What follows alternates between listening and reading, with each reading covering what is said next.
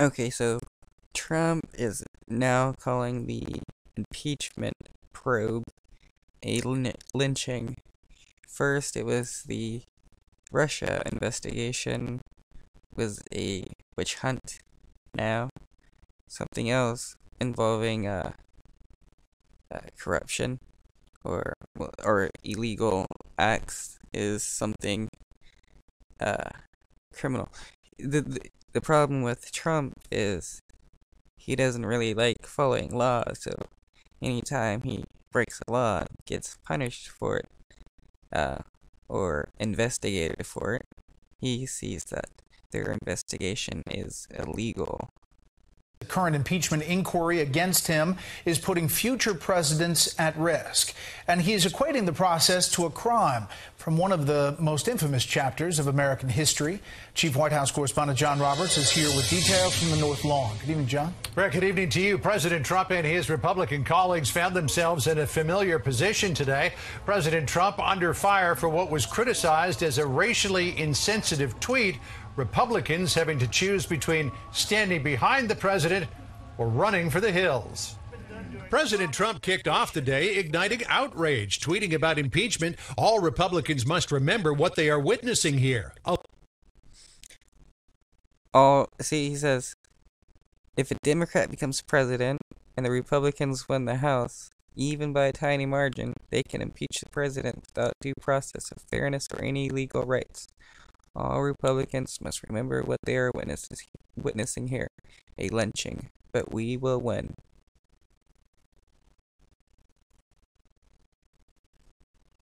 So, he does not understand the Constitution, which he called part of it phony, the Emoluments Clause, since he doesn't like it. So, that ends up becoming phony for him. He's trying to change the way our Constitution is, or the way the Constitution is, so that he can get away with various crimes and convince people they're not actually crimes. And since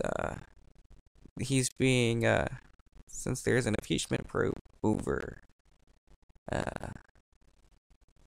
him and the Ukraine thing, he wants to go to the extremes in calling it a lynching, which is vigilante justice, usually racially biased, and not a procedural thing, which is what our Constitution is doing.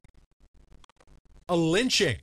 The comparison to lynching drew immediate condemnation across the board from Democrats. Illinois Congressman Bobby Rush tweeting, "You think this impeachment is a lynching? What the hell is wrong with you?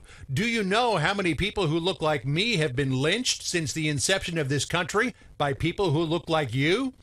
Rush supports impeaching the president, as does Texas Democratic Congresswoman Veronica Escobar. An incredible disrespect to the country is what he did this morning with that comment. It was awful. It was awful. On the Republican side, reaction ranged from full support for the president. This is a lynching in every sense. This is un-American.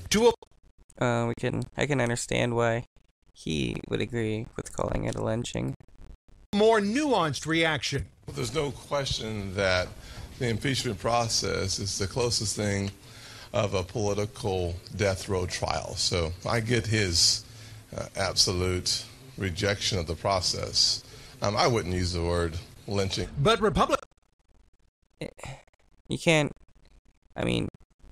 Trump may think he can, the Republicans and stuff may think they can reject the idea of the impeachment and stuff, but it's the Constitution. The presidents just can't think they can, commit whatever crime they want. Republican Congressman Adam Kinzinger, a Trump supporter who also frequently disagrees with him, called the president out today, tweeting, "Never should we use terms like lynching here. The painful scourge in our history has no comparison to politics, and President Trump should retract this immediately." A new CNN poll Today found support for impeachment at an all-time high for their survey. 50% of respondents now saying President Trump should be impeached and removed from office. However, among Republicans, only 6% now support impeachment, down from 14% in a September survey. Democrats appear to be slowing down the process. The initial target to complete the impeachment inquiry was Thanksgiving, but with only 20 days left on the House calendar and Democrats planning high-profile public hearings to gin up support for impeachment, the schedule could slip all the way to the Christmas break. On Hannity last night, President Trump complaining Republicans haven't been as tough as Democrats. I think the Republicans should get tougher. They stick together. I respect that. The other thing is that now Republicans can be pretty tough. During the Obama administration, they were doing investigations and stuff left and right over various things that they saw that Obama was doing or didn't like. So vicious. They're much more vicious. We would never do a thing like this. If the House does approve articles of impeachment, Senate Majority Leader Mitch McConnell today said he will be ready. I have no idea how long this will go on. What I can tell you for sure is if the House impeaches, we will be on it. It will displace everything else, and we'll be on it until we finish. More than likely, the Republicans won't remove him as their group at the moment can only, or the ones that have the ability to actually remove an impeached president. And at just the last minute, Brett, a statement from the press secretary Stephanie Grisham about Ambassador William Taylor's testimony today, the deposition that he gave in Congress.